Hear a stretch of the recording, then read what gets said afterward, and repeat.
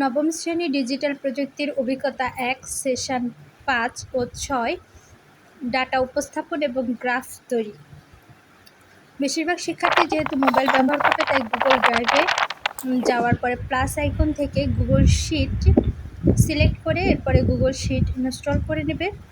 Play store থেকে যেভাবে install করেছেন সেভাবে ইনস্টলে ক্লিক করলে ইনস্টল হয়ে যাবে। এবার ওপেনের পরে গুগল শিটের 3 ডট আইকনে গেলে view in light theme click করলে গুগলের কালো যে পেজটি সেটি সাদা হয়ে যাবে। এরপরে এখানে ABC এগুলোকে বলা হয় রো এবং কলাম, এবং 1 2 3 4 এগুলো হচ্ছে রো। প্রথমে আমাকে কতগুলো রো সিলেক্ট করে নিতে হবে, যতগুলো রোতে আমি কাজ করব সবগুলো সিলেক্ট করে নিয়ে উপরে যে ফর্মুলা আইকন আছে সেখান থেকে ফরম্যাট সেল, নিচের দিকে গেলে মার্সেল সেলে ক্লিক করলে সবুজ আলো জ্বললে ওই রোড যতগুলো দাগ আছে মার্সেল সেলে আছে সেলের দাগগুলো উঠে যাবে। এরপরে নিচে যেখানে এন্টার টেক্সট ফর ফর্মুলা আছে সেখানেই তোমরা টাইপ করবে ডাটা উপস্থাপন। এবার ডাটা উপস্থাপন টাইপ করার পরে সেটিকে সিলেক্ট করে তার সাইজটা বড় করা যেতে পারে। ডাটা উপস্থাপন লেখার পরে সেটি আবার নিচের যে অনেকগুলো ডট আছে সেটা দিয়ে তার মিডিলে যেটা থাকবে অর্থাৎ লেখাটি ঠিক মাঝ বরাবর চলে যাবে, আর উপরে যেটা থাকবে সেটি এক কর্নারে এবং তৃতীয় যে অপশানটি থাকে সেটি শেষের দিকে চলে যায়। তাই আমরা উপস্থাপন সুন্দর জন্য মাঝ বরাবর দিব। এরপরে আবার উপরে ফরম্যাটে ক্লিক করব, করার পর এখানে ফরম্যাট থেকে ফ্রন্ট সিলেক্ট করব। ফ্রন্ট সাইজটা সিলেক্ট হয়ে গেলে এরপরে 2 নাম্বার রোতে এসে আমরা পর্যায়ক্রমে ক্রমিক নাম্বার আমরা লিখব। ক্রমিক নাম্বার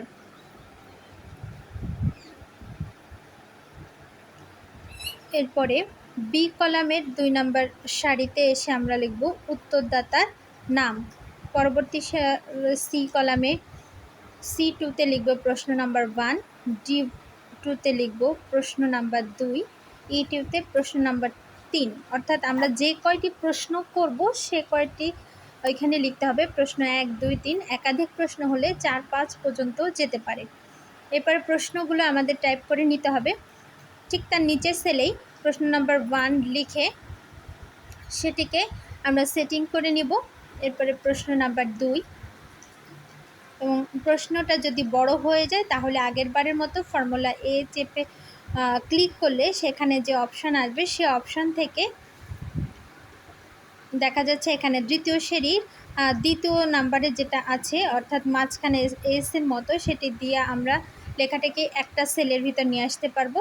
এরপরে ক্রমিক নাম্বারে আমরা পর্যায়ক্রমে 1 থেকে 20 পর্যন্ত সেল সিরিয়াল ক্রমে দিয়ে নেব এবং সেটিকে মাঝ বরাবর আনার জন্য প্রথমের মতোই করব। এরপর বি কলামে এসে আমরা 10 জন উত্তরদাতার যে নাম আমরা আগে সেটা খাতা কলমে সংগ্রহ করে রাখবো, সেই নামগুলি এখন এখানে তুলে ধরবো। 10 জনের নাম যথাক্রমে যাদেরকে আমরা প্রশ্নগুলো করেছিলাম এবং যাদের থেকে উত্তর নেওয়া হয়েছিল।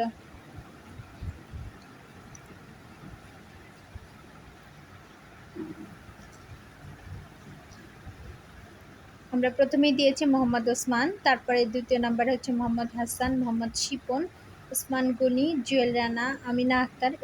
এভাবে 10 জনের নাম পরপর লিখে একটি নাম লিখে কিবোর্ডের যে এন্টার কি আছে সেই এন্টার কি চাপ দিলে নিচের সেলে চলে আসবে এবং সর্বশেষ 10 নাম্বার যখন লেখা হয়ে যাবে তখন উপরে এন্টার টেক্সট ফর্মুলাতে যে টিক চিহ্ন আছে সেই টিক চিহ্ন দিলে ওই কলামের সব কয়জনের নাম লেখা কমপ্লিট হবে এবং সেটা সিলেক্ট হয়ে যাবে।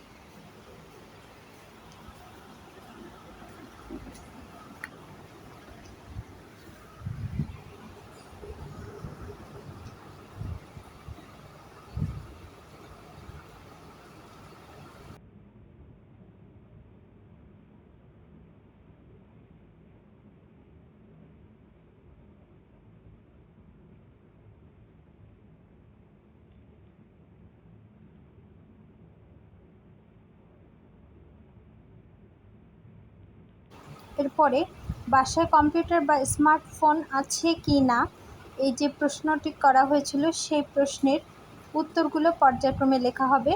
প্রথমে হচ্ছে আছে, যদি একই উত্তর হয় তাহলে ওই ঘরের সেলের পরে চেপে ধরে রাখলে কপি পেস্ট সিলেক্ট অপশান আসলে সেখান থেকে কপি করতে হবে, এবং পরের ঘরের সেলে যে ক্লিক করার পরে আবার সেখানে চেপে ধরে রাখলে তখন ওখানে পেস্ট কমান্ড ক্লিক করলে লেখাটি পেস্ট হয়ে যাবে।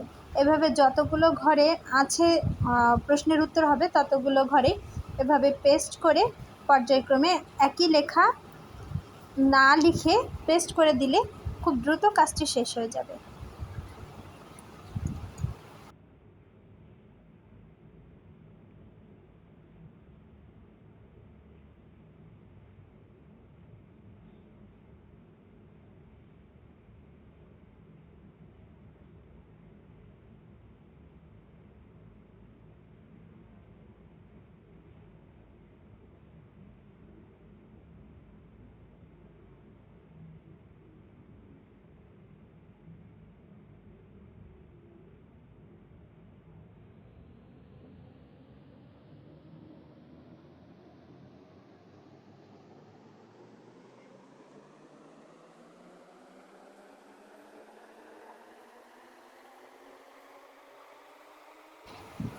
এরপরে ইন্টারনেট পড়াশোনায় সাহায্য করে কি না এইরকম প্রশ্নের উত্তরগুলোতে আমরা একমত বা একমত নই সে উত্তরগুলো দেব।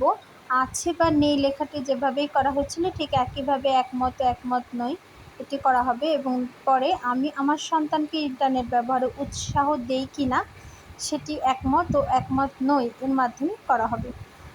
এরপরে প্রথম ঘরটা একটু কালার সিলেক্ট করে নিচে যে এ লেখা যে অংশ আছে ওখানে চাপলে বিভিন্ন কালার আসবে, এরপরে ইচ্ছা মতো কালার করা যাবে। যখন কালারগুলো করা হবে দেখতে বেশ একটা চমকপ্রদ বা সুন্দর লাগবে।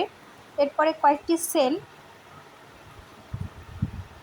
সেলটাকে চেপে ধরে রেখে সিলেক্ট করে নিচে উপরে যে এ ফর্মুলা চিহ্ন আছে ওইখানে যে ফরম্যাটে যাওয়ার পরে একটা থাকবে টেক্সট আর একটা হচ্ছে বর্ডার ফিল এবং বর্ডার, সেখানে বর্ডারে ক্লিক করলে বর্ডারের জন্য কালার সিলেক্ট করে নিয়ে কালার দিলে এবং কোন ধরনের টাইপের বর্ডার দেওয়া হবে সেটাকে সিলেক্ট করতে হবে। তারপর বর্ডারের স্টাইল কতটুকু মোটা হতে হবে সেটা সিলেক্ট করলে সেই অনুযায়ী এখানে একটা নির্দিষ্ট জায়গা জুড়ে একটা বর্ডার ক্রিয়েট হয়ে যাবে বা বর্ডার তৈরি করা হয়ে যাবে।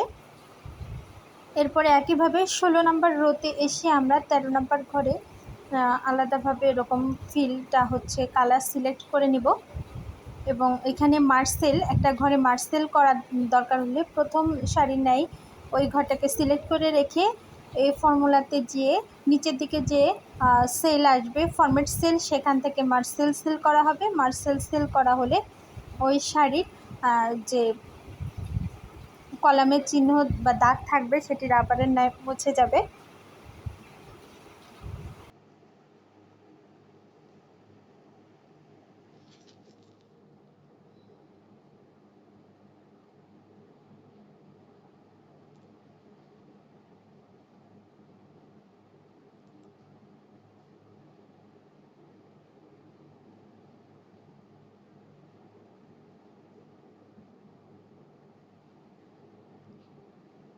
যদি কখনো সংখ্যা লেখার পরে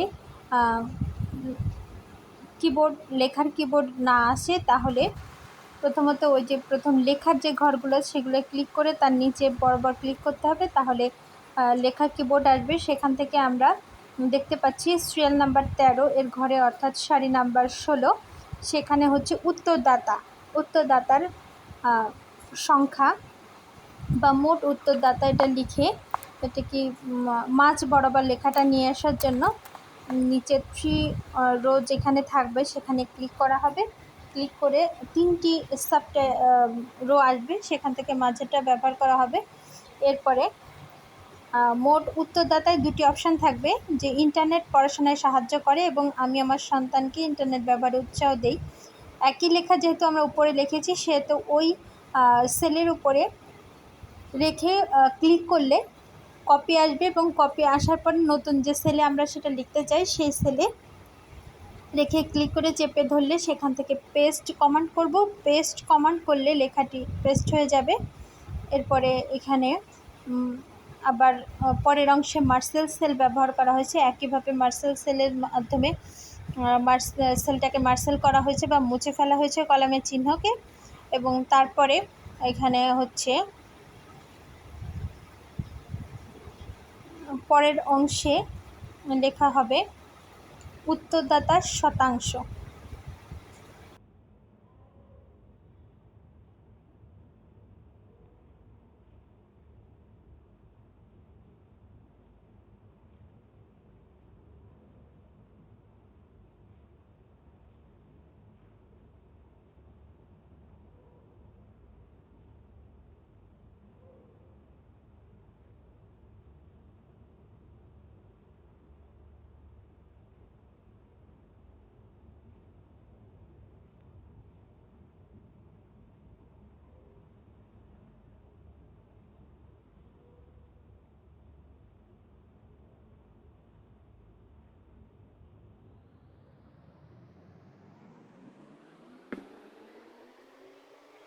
উত্তরদাতার শতাংশ লেখার পরে একইভাবে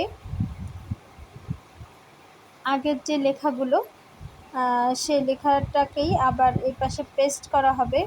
এখানে দেখা যাচ্ছে উত্তরদাতার যে সেলটা সেই সেলটা মার্সেল সেলের পরে একটা গ্যাপ এসে গেছে, সে কারণে হচ্ছে সেলটাকে একটু সরিয়ে দেওয়া হলো। যেহেতু পাশাপাশি সেলগুলোতে লেখা দেখায় সমস্যা হয়, সে কারণে একটা ঘর ফাঁকা রেখেই পরের অংশে লেখা হয়েছে। এরপরে একইভাবে এটাকে কপি এবং পেস্ট করে পরের 2 ঘরে নেওয়া হয়েছে। নেওয়ার পরে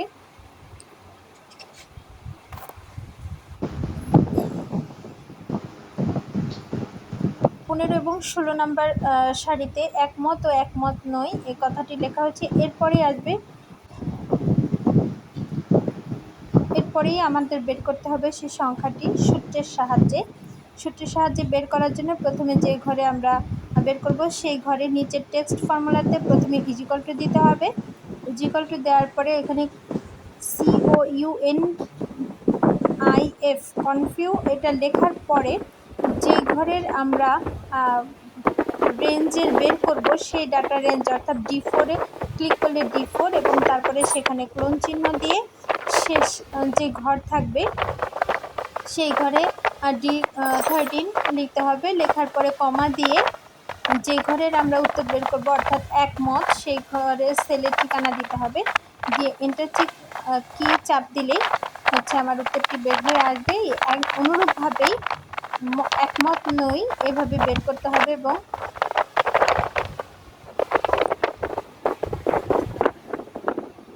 ইন্টারনেট পড়াশোনায় সাহায্য করে কিনা একই সূত্র ব্যবহার করে আমাদেরকে বের করতে হবে, কিন্তু শতাংশ যখন বের করব তখন হচ্ছে শতাংশ ইন্টারনেট পড়াশোনায় সাহায্য করে এটা লিখে ফর্মুলা ঘরে আমরা হচ্ছে ইজিক্যাল টু দিব C18 যেটা এই ঘরে আমরা ক্লিক করলে মার্ক দেখাবে।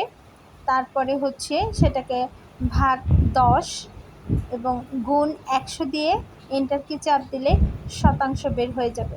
এভাবেই একমত নই এর ঘরেও একইরূপভাবে ফাংশানের fx অর্থাৎ এখানে ছিল টেক্সট ফর্মুলা, এখানে আমরা ইজিক্যাল টু দিব, তারপরে C19 ঘরটি সিলেক্ট করব, এরপরে ডিভাইডেড 10 দিব যেহেতু 10 জন মানুষ থেকে আমরা তথ্য নিয়েছি, এবং তারপরে হচ্ছে ইনটু 100 যেহেতু আমরা শতাংশে উত্তর বের করব সেই কারণে ইনটু 100 দিয়ে এন্টার চাপ দিলে আমার এর উত্তরটি চলে আসবে।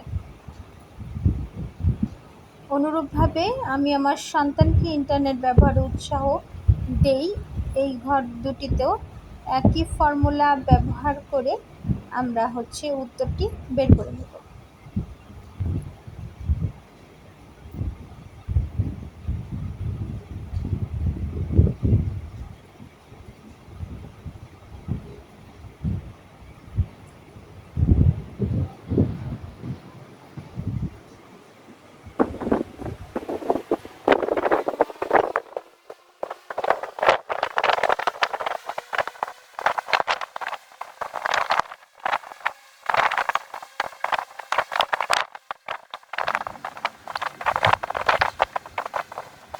এবার এই অংশের সারির উপরে রেখে যে দাগ আসবে সেখান থেকে আমরা চিহ্নিত করে সিলেক্ট করে নিয়ে উপরে প্লাস আইকনে ক্লিক করলে সেখান থেকে আসবে চার্ট। সেই চার্ট থেকে আমরা যে কোনো চার্টকে সিলেক্ট করে নেব। প্রথমে একটি বার চার্ট নিয়েছি এবং এরপরে একটি পাই চার্ট নেওয়া হয়েছে।